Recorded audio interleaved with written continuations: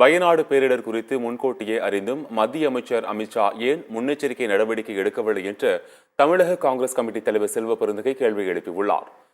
தேனி நகராட்சிக்கு எதிரே உள்ள தனியார் மண்டபத்தில் காங்கிரஸ் கட்சியின் செயல் வீரர்கள் கூட்டம் நடைபெற்றது. இதைத் தொடர்ந்து மாற்றுக் கட்சிகளைச் சேர்ந்த நபர்கள் காங்கிரஸில் இணையும் நிகழ்ச்சிகளும் மாநில தலைவர் செல்வ பெருந்தகை கலந்து கொண்டார். பின்னர் செய்தியாளர்களை சந்தித்த அவர் வயநாடு பேரிடரிலும் மத்திய பாஜக அரசியல் செய்கிறது என்று கூறினார்.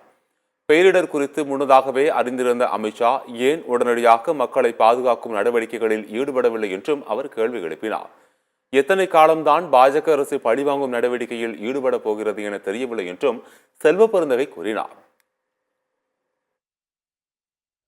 வயநாடுல நிலச்சரிவு ஏற்படும், பாதிப்பு வரும், உயிர் பலிகள் ஏற்படும் என்று தெரிந்த அமித்ஷா அவர்கள் எதற்காக தன்னுடைய நேஷனல் டிசாஸ்டர் போர்ஸ் அவசர கால கமாண்டோக்களை அனுப்பவில்லை?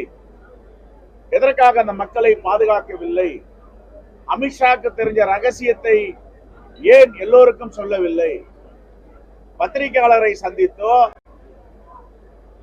பேப்பர் மூலமாகவோ ஒரு மிகப்பெரிய ஆபத்து பேரிடர் ஏற்பட போகிறது, மக்கள் எல்லாம் வெளியேறுங்கள் என்று ஒரு வார்த்தை சொல்லி இருப்பாரா?